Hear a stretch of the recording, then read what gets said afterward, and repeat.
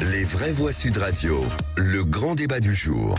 Le gouvernement comptait sur la droite après les dernières concessions d'Elisabeth Borne sur les carrières longues. Le gouvernement a un gros problème avec les LR. Le gouvernement a un gros problème pour faire voter sa réforme. C'est quand même merveilleux que ce soit auprès des Républicains que le gouvernement aille chercher ces mesures sociales. D'un côté, vous avez Éric Ciotti. Nous, cette réforme, si nous avions été élus en 2017, cette réforme, on l'aurait fait immédiatement. C'est pas la question d'aider le gouvernement, moi je souhaite voter cette réforme. Face à lui, il y a Aurélien Pradié. Protéger les Français qui ont le plus travaillé et alors nous pourrons rediscuter. Si tel n'est pas le cas, alors je prédis que cette réforme n'aboutira pas. Alors pour tenter d'étouffer la crise, Éric Ciotti a convoqué en urgence tous les députés LR avec explication de gravure au menu.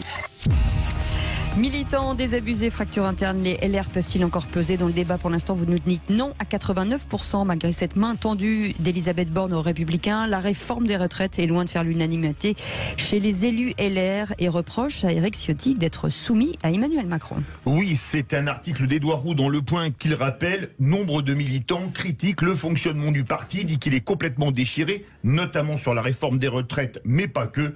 Donc pour vous, est-ce qu'on peut vraiment recoller les morceaux chez LR? Vaste programme, a priori vous n'êtes pas trop convaincu quand on regarde le compte Twitter de Sud Radio. Absolument pas. Et on va en parler avec notre invité Guilhem Carayon. Bonjour.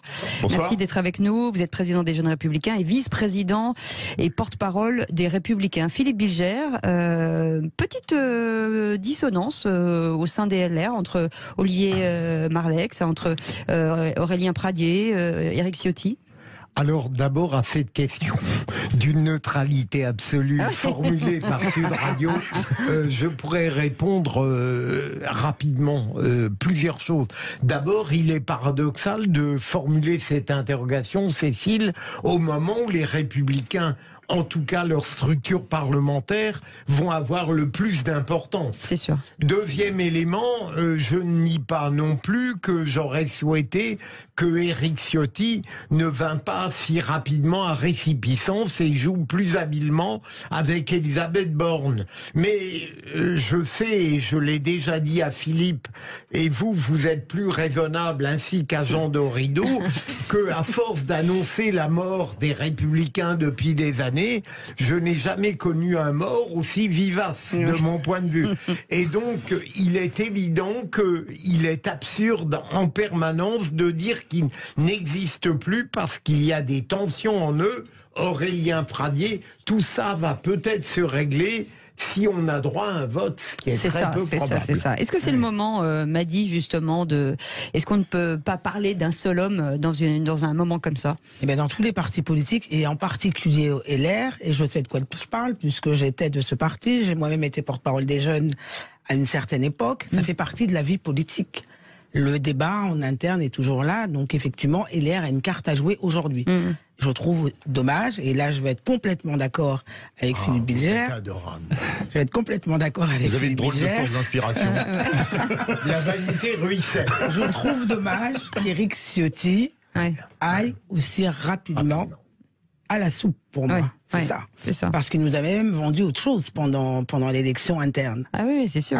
Oui, il est quand même comme quelqu'un de plus dur, qui serait une vraie opposition, beaucoup plus ferme, face en tout cas à l'AREM, et là qu'il aille aussi rapidement, c'est gênant.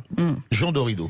Ah ben alors là, vous voyez, typiquement, c'est toute la différence entre les ceintures noires de politique et puis le kidam, vous voyez, que je suis. Je n'ai de carte ni à droite, ni on vous dira que c'est le cas. Ni à droite, mais c'est pas mal d'avoir la parole de quelqu'un qui, effectivement, voilà, je suis vraiment on parle plus de français moyen maintenant, mais il en faut quand même, non? Et je n'ai de carte ni à droite ni à gauche, c'est le cas de le dire, et j'y comprends rien. Moi, vraiment, j'écoute Madi, Philippe Bilger, j'attends avec impatience l'intervention de notre invité. J'y comprends rien, les Républicains, pour moi, je me rappelle Juppé, vous en parliez Philippe David tout à l'heure, 1995, droit dans ses bottes. Non mais c'était quand même, il y a bientôt 30 ans quand même. Donc ça ne nous rajeunit pas. Le type, droit dans ses bottes, il faut réformer les retraites, c'est absolument essentiel depuis toujours les Républicains, c'est réforme des retraites, réforme des retraites, réforme des retraites, réforme des retraites. Et maintenant que vous avez un président qui dit bon, on va réformer les retraites, il propose propose un âge de report de l'âge légal de la retraite, et les républicains, ah mais non, mais quand même, attendez, n'allons pas si vite en besogne. Donc si vous voulez, je rejoins Madi pour le coup sur le fait d'aller à la soupe. J'ai vraiment le sentiment que tout ça, ce sont des espèces de manigances politiciennes, et que l'intérêt de la France est encore au-delà de l'intérêt des Français, qui est quand même essentiel. Nos politiciens s'en moquent éperdument. Guillaume Carillon, faites attention, il est diplômé d'école d'ingénieur et docteur en psychologie. Alors s'il comprend rien, ça veut dire que... c'est vrai qu'il comprend rien. Non, mais c'est vrai qu'il comprend rien. Je crois que l'intérêt des Français, justement, c'est de se battre pour que la réforme des retraites soit la plus juste possible. Nous, vous l'avez dit, on se bat depuis toujours et on est cohérent sur le sujet pour qu'il y ait une réforme des retraites. En revanche, on veut qu'il y ait une contrepartie à l'allongement de l'âge légal, c'est la justice sociale. Et donc, c'est les carrières longues. Et donc, c'est une meilleure prise en compte de la pénibilité. Sur les carrières longues, on a un amendement aujourd'hui qui est porté par tous les députés des Républicains et qui consiste à dire si vous avez commencé à travailler entre 16 et 20 ans, eh bien, vous pourrez partir à la retraite avant l'âge légal, au bout de 43 annuités de cotisation. Je crois que c'est du bon sens. Le principe est très simple. Plus tu commences tôt à travailler, plus tu pars tôt à la retraite. Nous, on se bat juste pour que le gouvernement prenne en compte des positions qui sont des positions justes et qui vont dans l'intérêt des Français, notamment de ceux qui travaillent dur, qui se lèvent tôt le matin et qui sont pas assez récompensés pour leur travail. Dans son programme, Éric Ciotti parlait d'une retraite à 65 ans et 45 ans de cotisation. Il a changé d'avis un peu. Il dit qu'il a changé d'avis parce que le contexte a complètement évolué. On est dans une période de crise sociale sans précédent. Il y a 10 millions de personnes sous le seuil de pauvreté. Il y a un travail qui paye pas dans notre pays. Moi, j'ai commencé à m'intéresser à la politique avec une situation économique, industrielle, sécuritaire, civilisationnelle désastreuse. Tous les facteurs sont au rouge.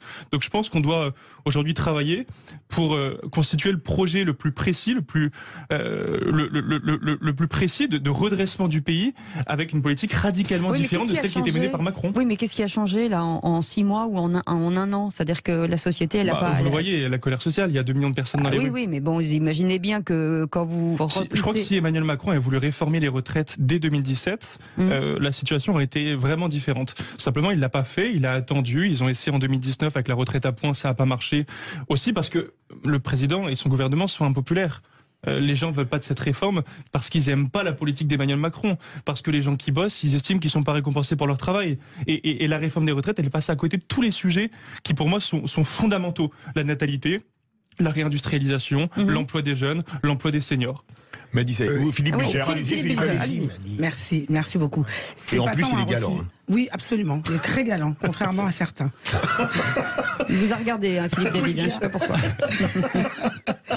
En fait, je voulais juste dire que c'est pas tant un refus de réforme des retraites, elle est nécessaire. Comme vous le disiez justement, ça fait 30 ans qu'on en parle, il faut réformer.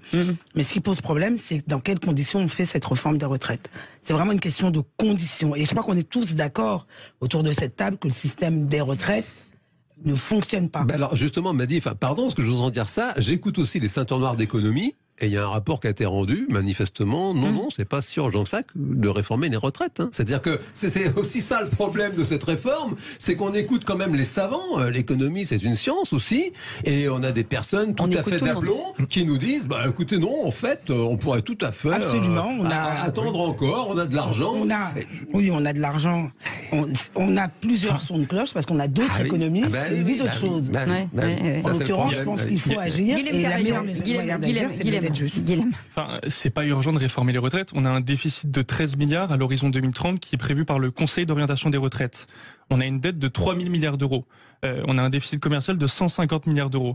Donc si c'est pas urgent de redresser les comptes publics, honnêtement, moi, ma génération, quand on arrivera à la retraite, on n'aura pas de retraite. Mais n'aura pas ça. Elles seront pas payées les retraites. Donc si votre génération continue à balancer de l'argent public, c'est-à-dire l'argent des gens, à tire-larigot, sans regarder son utilisation, je pense que nous, on sera ruinés. Notre génération sera ruinée. Ça n'a pas urgent puisque ça fait des années que ça dure, précisément. Donc non, mais c'est-à-dire que on parlait tout à l'heure d'annoncer la fin des LR. Ça n'est pas raisonnable de faire peur à la population. Non, ça n'est pas urgent, précisément. Peut-être que c'est important, ça n'est pas urgent. Et je pense que la classe politique se décrédibilise parce que, précisément, elle appelle à l'urgence alors que ça n'est pas l'urgence. Comment vous justifiez le fait qu'en 1960, il y avait 4 actifs qui cotisaient pour un retraité? Aujourd'hui, il y a 1,7 actifs qui cotisent pour un retraité. Est-ce que ça vous semble pas, ça vous montre pas que le système est de moins en moins durable? Ah ben le système est Ah là, vous durable. l'avez mouché, bravo Guilhem. Il faut remercier vos aïeux chez les Républicains qui ont voté pour le oui à Maastricht, qui ont voté pour je suis bien d'accord la avec vous. Commission européenne qui fait la loi. J'étais à l'école primaire à ce moment-là, je me suis pas engagé pour ça. Moi, j'étais déjà en école d'ingénieur. Déjà Philippe Seguin le disait. Il était chez nous, Philippe Seguin. Oui, merci de on se bat pour continuer cet héritage-là. Vous avez remarqué, comme tout le monde le soutenait à l'époque, quand il était chez vous, comme vous dites, déjà à l'époque, il le disait, il y avait l'UMP et le PS à l'époque en France, c'était les deux plus gros partis, on voit où ils en sont. Il disait déjà à l'époque, l'UMP et le PS sont deux détaillants qui se fournissent chez le même grossiste, l'Europe. Et ben rien n'a changé depuis. Donc on a Monsieur Macron comme président, ou Monsieur Laurent Wauquiez, sponsorisé par Ciotti, ou Monsieur, je ne sais pas qui le PS va nous sortir, ça ne changera rien.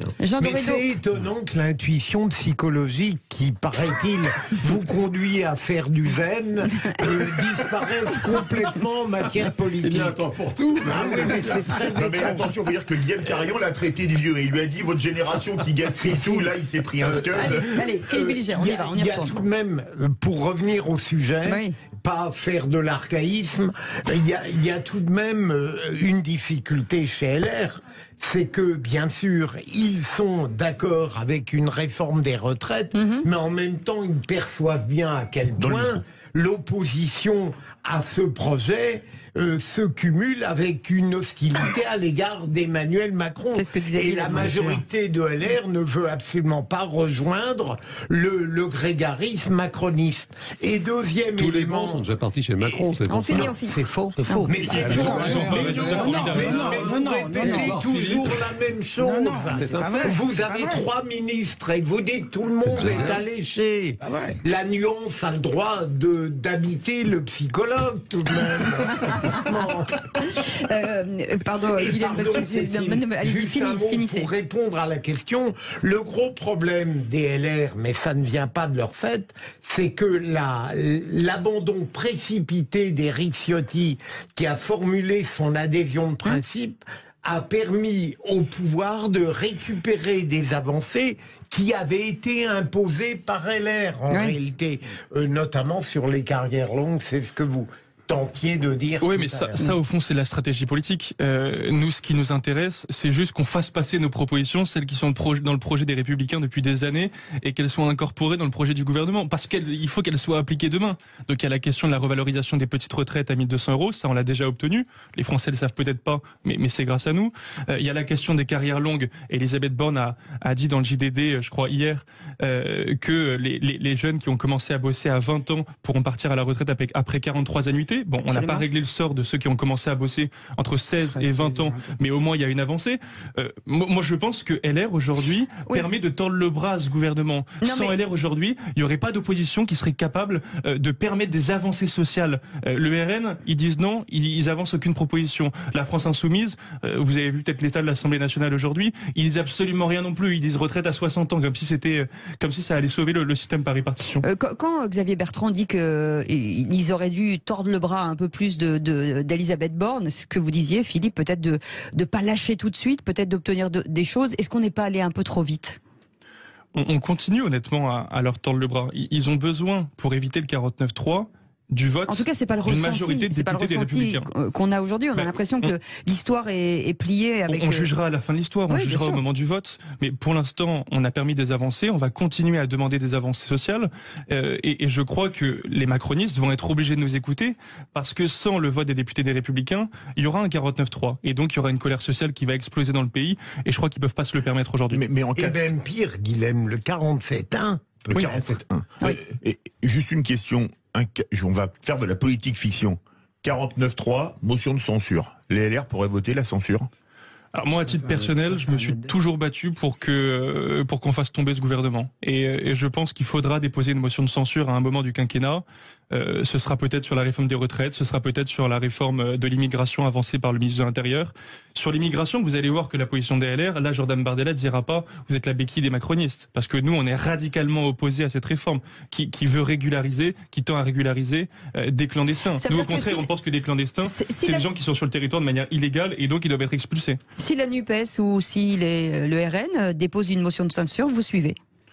Aujourd'hui, dans cette configuration politique, on a la capacité de déposer une motion de censure et d'être suivi par tous les groupes d'opposition. Donc c'est nous qui choisissons le moment. C'est le privilège de cette situation politique avec 62 députés des Républicains qui peuvent permettre de déposer cette motion. Alors, juste à fiction et demie, rêvons, mais là on rêve plein pot. Imaginons qu'après une motion de censure qui réussit, LR se retrouve majoritaire à l'Assemblée nationale. Je sais, c'est un gros effort d'imagination, mais soyons fous.